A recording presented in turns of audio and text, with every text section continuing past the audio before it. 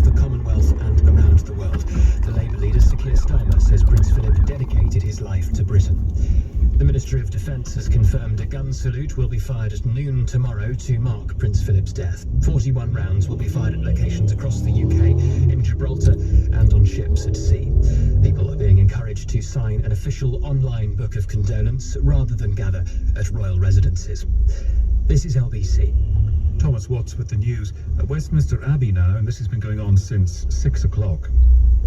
A bell has been tolling once every 60 seconds and will carry on doing so until it is tolled 99 times. The royal commentator Peter Hunt is with me. Peter, as we discussed earlier in the programme, preparations for this funeral have been taking place in earnest for a long time, although they will have to change as a result of COVID, and the funeral itself will present all sorts of interesting and intriguing scenarios. Yes, I think now is the time to spare a thought for Lord Parker, who is only 9 days into his new job. He was Andrew Parker, he was the head of MI5. He's gone from the undercover and out of sight to being the Lord Chamberlain, so he's the most senior official in the Queen's household, and it is his responsibility to oversee this funeral, and the challenges that you're alluding to are many and varied. It will have to be reduced in size because of COVID regulations. It will have to be reduced in terms of the pomp and the ceremony that had been planned to accommodate it and accompany it. That will now all focus on Windsor, and then there'll be the issues of members of the family who have attracted headlines for all the wrong reasons in recent months and years. It will, the funeral itself will be the first time that properly we have seen Prince Andrew in public life next to his family. If you remember, even when one of his daughters got married, the wedding pictures that were released didn't include Prince Andrew.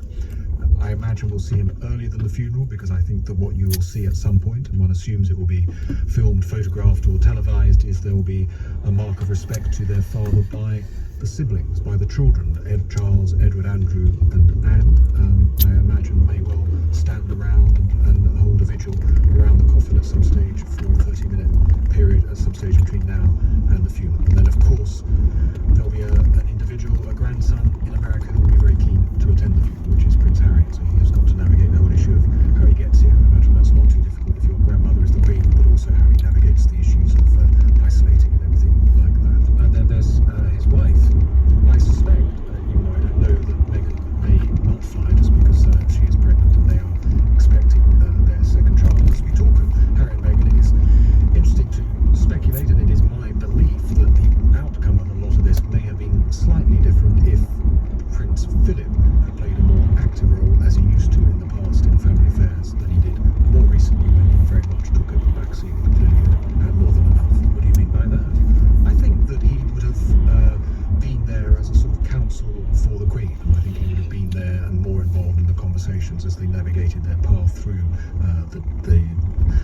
the self-imposed exile of Harry and Meghan. And I think some of the rougher edges of what the royal family decided, I think when they finally left here, the door was shut and wasn't left ajar, and I have a suspicion that he may have been minded to encourage the Queen to keep it slightly ajar. We're going to go to Sandringham now. Thank you, Peter. Here is Charlotte Sullivan. Most of us could recognise Sandringham instantly, set in around 20,000 acres of woodland. It's the place we see the royal family walk to church every Christmas morning on our TV screens. And just a few yards away from that church that we see are the main huge gold and black entrance gates where I am now, where a number of bouquets of flowers have already been left, some with messages of condolences to the Queen on, while others thank the Duke directly for his service. Now, there's been a mix of people here at the Sandringham estate today, locals out for a stroll, some of the media, and then people who've come here specifically to pay their respects after hearing the announcement about Prince Philip earlier on. There's also police officers blocking some roads and entrances around the estate to manage traffic flow, and of course making sure visitors here still respect the current COVID restrictions in place and socially distance while laying their flowers.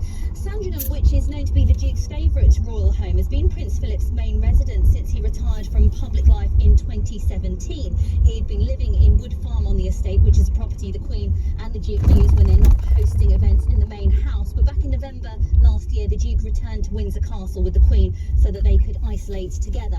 I spoke earlier to the Bishop of Norwich, who told me the Duke had a major hand in turning Sandringham into what it is today and that he enjoyed spending time here. The royal family love being here at Sandringham, and certainly in recent years, since the Duke of Edinburgh retired from public life, he spent a lot of his time living quietly here on the estate, where he was much loved and he really enjoyed being with local people. Indeed, looking around us on the estate, we can see a lot of his legacy in terms of the trees that he planted and the design of the estate, in how it functions, is very much his legacy. It is a really close-knit community here too, and people living nearby are actually quite protective of the royal family. This woman here earlier told me it's lovely to have them as neighbours. It's a wonderful facility here. I mean, they opened it up for the public. It's kept in the most beautiful condition. The house is lovely. They lend us the house to look at. I mean, you know, if you had an oligarch owning something like this, we'd have nothing. But the royal family are generous and they do their duty, and I think it's a very sad day, and I feel so sorry for the Queen and her family. Another woman I spoke to told me she cried when she heard the news today, as it feels almost personal to her. But most of the people I have spoken to here today say their thoughts are first and foremost with the Queen, and that's why many have made a trip here today to show their support to Her Majesty. Charlotte Sullivan reporting for LBC live from Sandringham. Peter was just talking a moment or two ago about the role that the Duke's children might play in his funeral. LBC's Matthew Thompson has been taking a closer look at the Duke's role as a family man. In London, Prince Peter of Greece and his wife. The 39-year-old prince is yet another member of the Mountbatten family to reach London. He is a cousin of Lieutenant Philip Mountbatten, formerly Prince Philip of Greece. Prince Peter and our reporter had this conversation. Your Highness, to say that you are over here in connection with the possibility of an engagement between Princess Elizabeth and Lieutenant Mountbatten. Is this so? No, I can categorically say that this has no relation whatsoever. I don't know what my cousin's plans are, and I would not like to comment on it in any way. The year was 1947, and in spite of denials from his cousin to the rife speculation, merely months later, Lieutenant Mountbatten became His Royal Highness the Duke of Edinburgh as he married Princess Elizabeth, heir to the British crown. But that was hardly his introduction to the royal family. Himself a former Prince of Greece and Denmark, he was a great-great-grandson of Queen Victoria and a cousin of his own wife, the future Queen Elizabeth. And now the solemn service begins. The wedding itself marked a crucial turning point for the Duke. It was the beginning of the end of his career in the Royal Navy and the start of his full devotion to royal duty and to family. Almost exactly a year later, he became the father of a future king with the birth of Prince Charles. It has just been announced from Buckingham Palace that Her Royal Highness, the Princess Elizabeth, Duchess of Edinburgh, was safely delivered of a prince at 9:14 p.m. and that Her Royal Highness and her son are both doing well. Listeners will wish us to offer their loyal congratulations to Princess Elizabeth and the royal family on this happy occasion. But it was his wife's ascent to the throne that really settled the direction of his life. He was the first to swear allegiance to the new queen as part of the coronation. I, Philip, to become your liege man of life and limb, to the best devotion, in faith and truth I will bear unto you, live and die, get all my touches the crown on her head and kisses her upon the left cheek. From then on, his place was behind his wife rather than at her side, quite literally, as royal protocol dictates. Taking a back seat in affairs of state meant that at least behind the scenes, Prince Philip became the de facto head of the family. He threw himself into running the royal estates. Keen to make changes in the way things were done, he set up an organisation and methods review at the palace. But his modernising zeal occasionally brought controversy.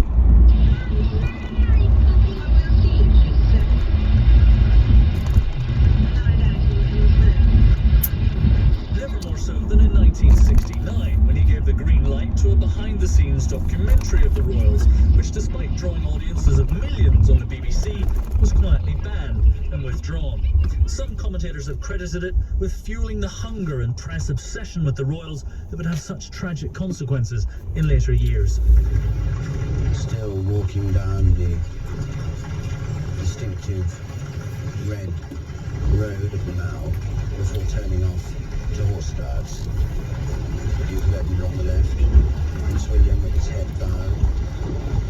Spencer, the little figure of the red-headed Prince Harry,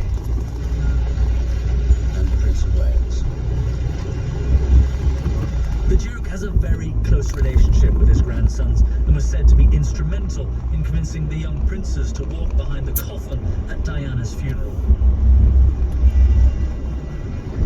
The extent of the prince's devotion to family and indeed to Queen and country is something that is best summed up in the words of Her Majesty herself, speaking 50 years after their wedding in 1997. He is someone who doesn't take easily to compliments, but he has quite simply been my strength and stay all these years.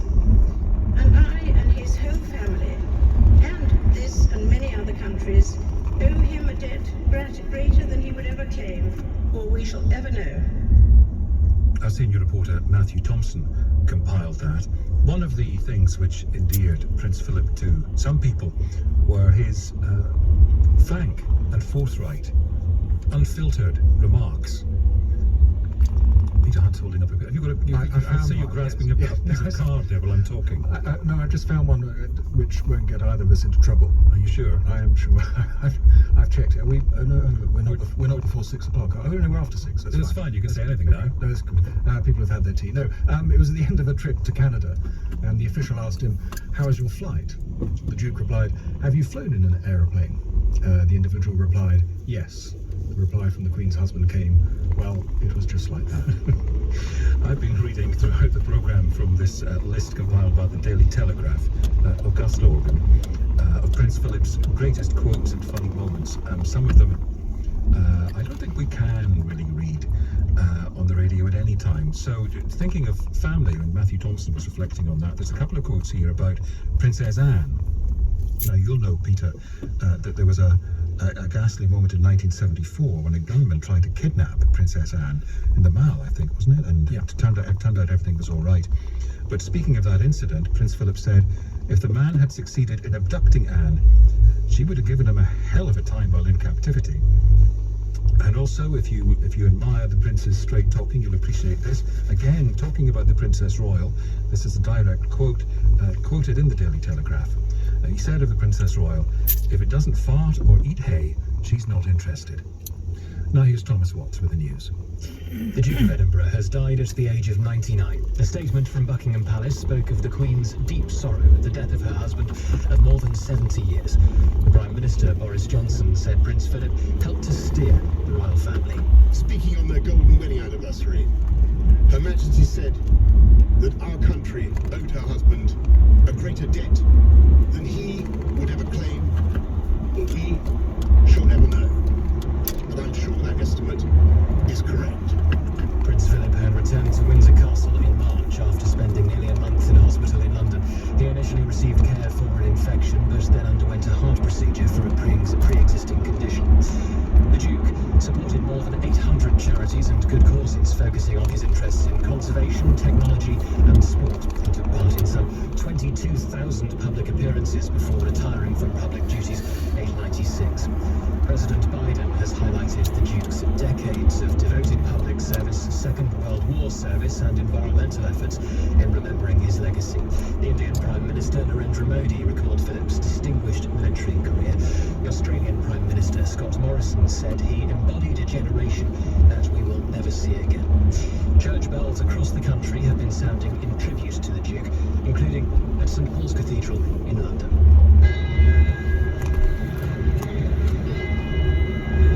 Flags at Buckingham Palace, Downing Street and Holyrood are among those flying at half-mast. An online book of condolence has been set up on the royal family's official website. People are being asked to consider making a contribution to charity instead of leaving flowers at royal residences. This is LBC. Every year, the royal family spent a significant part of their summer at Balmoral. Martin Fair is moderator of the General Assembly of the Church of Scotland, and in September 2014 gave a sermon to the royals while they were staying at Balmoral. Welcome, thanks so much for joining us. What are your thoughts, before I ask you to remember September 2014, what are your thoughts today? Well, I think I'm like everyone else across the nation in feeling a deep sense of sadness at the loss of the Duke of Edinburgh. I think right now it's about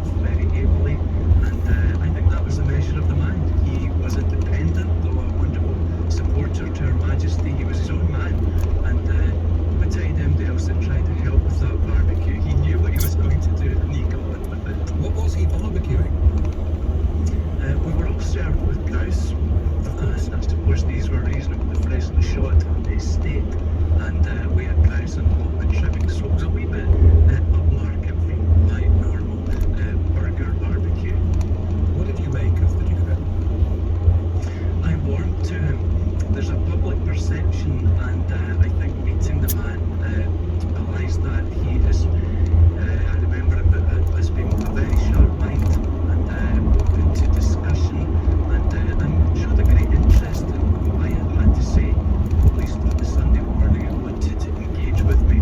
So he was generous with his time, he was gracious, and he had a sense of humour, and for all of those reasons, I find myself talking to him. Do you know, by the way, I don't want you to betray any confidences, I'm sure you wouldn't, but I'm just curious as to, we know how important Christian faith is to the Queen. I just wonder about Prince Philip. There's no question about it that Prince Philip was very interested in all things spiritual. Some of that comes across. I think he would be perhaps a little bit less upfront about it than Her Majesty has been through her Christmas Day addresses and so on. But as to his interest in spirituality, there's no question it was very deep. Very good to see you. Thanks so much for being so generous with your time. Martin Fair, moderator of the General Assembly of the Church of Scotland. Now, let's catch up with Simon Marks, our US correspondent, normally on this programme on a Friday, of course. We bring you Simon Marks's American Week. Understandably disturbed in the light of this news about Prince Philip. But Simon, you can bring us details of some of the American reaction to this death, including from the very top. Yes, absolutely, Eddie, and that reaction, of course, continues to come in here. The news of the Duke of Edinburgh's death broke just after 7 o'clock in the morning here on the East Coast, 4 o'clock in the morning out on the West, and America's broadcast networks broke into their breakfast time programming.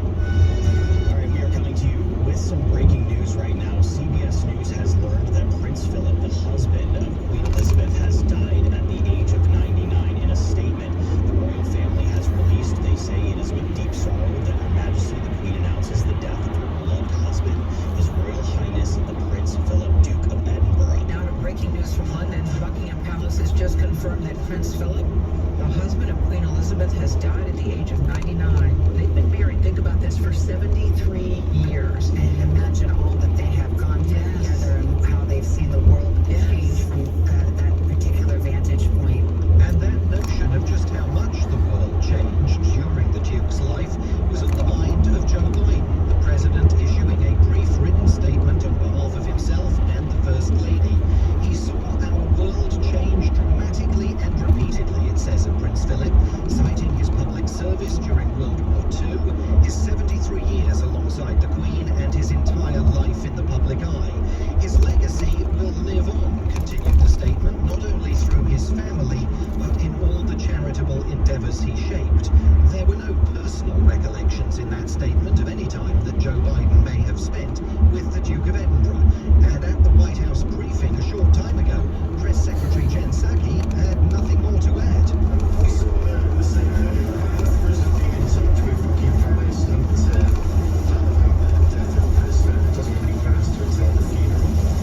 He has not been in touch directly himself. No, we put out a statement in his name and the First Lady's name earlier today.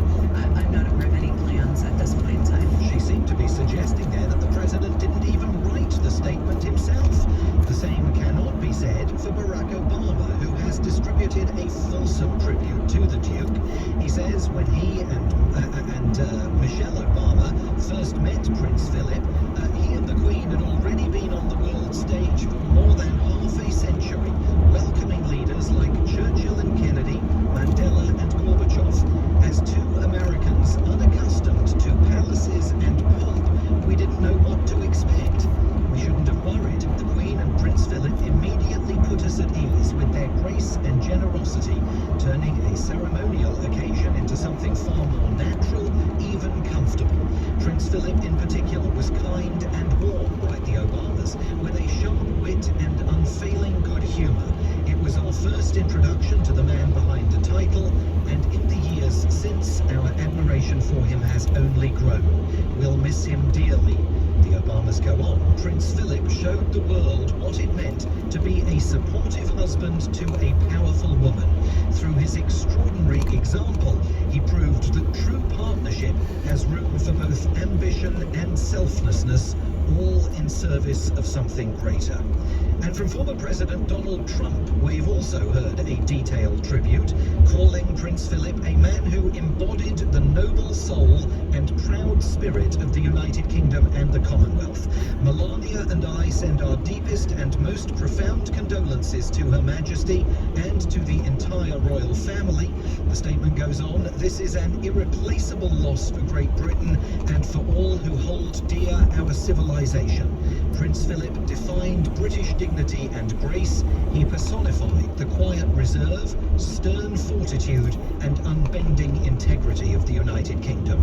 And the Trumps say, we saw firsthand how the monarchy epitomizes and carries on the virtues of the British people, and no one did so more than Prince Philip.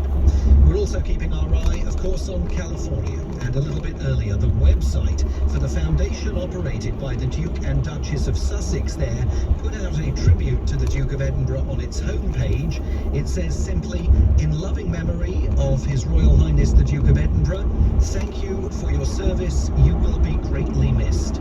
There is, of course, Eddie, tremendous interest here and there in whether either or both the Sussexes make a return visit to the UK ahead of the funeral. Well, indeed, and we were talking, Simon, and the feeling here, and by that I mean, this is Peter Hunt's view, and I always agree with Peter, that Meghan Markle's pregnancy probably makes coming to the UK for the funeral impossible. They can be sure that Oprah won't be invited. But Meghan Markle, of course, is one of the key reasons. I mean, there's always interest in America, in the British royal family, but it's been heightened by her being part of the family now. Yeah, and I think there is no question that over the course of the last few weeks, and I can tell you from my own conversations with many Americans that I know well here, there is no question that the reputation of the royal family has taken a dent following the transmission of that interview with Meghan Markle and, of course, the Duke of Sussex, conducted by Oprah Winfrey. You heard in that clip of how the breakfast programs in America were covering the news from Buckingham Palace today. The voice of Gayle King on the CBS morning program, a woman who has acted at times over the last few weeks, not really as a journalist, but as the de facto personal spokeswoman for Meghan Markle. She's very close with Meghan Markle, as of course is Oprah Winfrey. And so I think there's no question that in the aftermath of that interview with Oprah Winfrey, and we saw this reflected in opinion polls here, the reputation of the royal family took a tumble, and the esteem in which Meghan Markle personally was held by the American public began to rise. Friends of Meghan Markle have continued to float the idea that she might even be considering a run for the presidency in 2024 on the Democratic side of the aisle. That is not something that the royal couple at any stage have moved to deny or try to damp down. So I think there will be considerable interest here in what they say and what they do over the course of the next few days.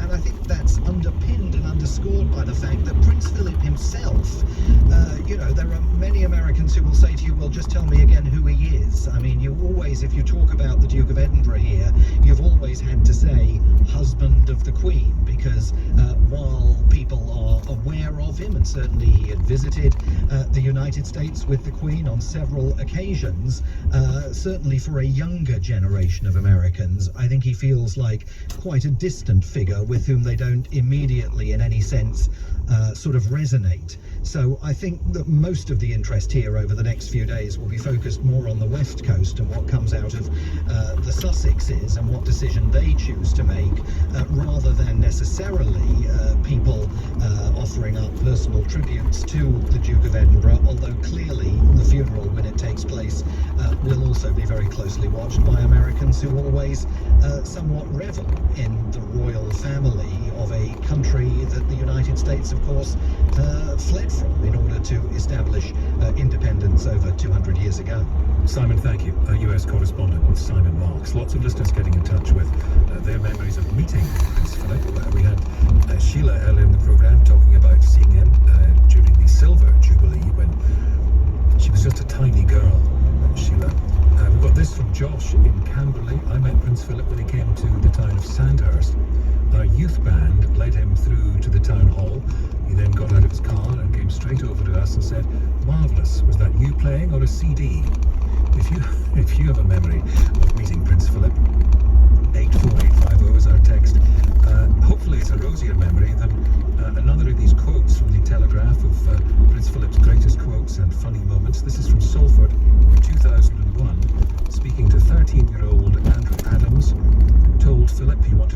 space? Philip replied, "You're too fat to be an astronaut." Here's Thomas Watts with the news. Buckingham Palace says the royal family join with people around the world in mourning the death of the Duke of Edinburgh.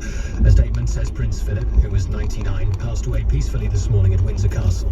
The Duke was married to the Queen for more than 70 years and became the longest-serving consort in British history.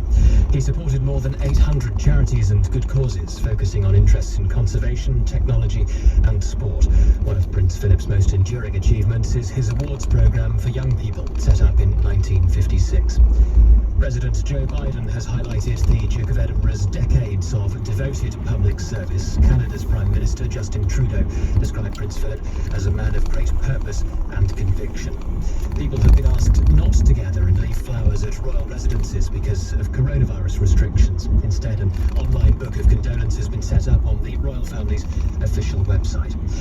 And gun salutes marking the Duke of Edinburgh's death will take place across the UK, in Gibraltar and at sea tomorrow. Batteries will fire 41 rounds at 1 a minute from midday in cities including London, Edinburgh, Cardiff and Belfast. Royal Navy warships will also take part. This is LBC. We heard a moment or two ago on the programme from the moderator of the General Assembly of the Church of Scotland. You heard a very nice man, and his title is often, to my memory, is shortened in Scottish tabloid newspapers from moderator of the General Assembly of the Church of Scotland to Kirk Supremo. And you had some observations, Peter Hunt, royal commentator, on what the Kirk Supremo was talking about. Well, there's two bits really. On the more serious end, you're asking about God, yes. And we know about the Queen's faith, but we don't know as much about his faith, the Prince Philip's. I thought it was interesting. He said the Prince was interested in spiritual things rather than committed Church of England or Scotland. Yeah, I mean, he characterised himself as a committed Christian. What was really interesting is that he was very keen on encouraging, as his son Charles has been recently as well, encouraging dialogue between the three sort of, major faiths, Christianity, the Jews and the Muslims, and he supported a series of conferences organised to facilitate that sort of dialogue. And indeed, he actually published a book of theological debate where he raised some issues, and then a Church of England vicar responded, then he asked more questions, and so he. Didn't I see that in the Crown? You may well have done, because that's where I get most of my royal news. His library had 634 volumes on religious and spiritual matters. Right? And then the other thing that struck me when you were talking to your guest in Scotland was how he'd gone along to the barbecue, and Prince Philip and his barbecues were famous or infamous. I mean, he was obsessed with them. But I think what that story indicates for us is those moments where he and her, the Queen, could be normal inside inverted commas, and there were very few. And you often the anecdotes you get from prime ministers who would spend time with the royal family up in Scotland will be their sense of awkwardness when, quite literally, the Queen would have her marigolds on and would be doing the washing up, and they would be standing there wanting to get involved. So they were those rare moments where they behaved as other people do. If you've encountered Prince Philip in his long life, and so many people have, get in touch. 84850 is our text. Robert in Cambridge says, Prince Philip asked me where I was from. I said, just outside Birmingham. He said, poor bastard, and walked off. Let's go to Windsor Castle once again. Reporting live from there, our correspondent Rachel Venables.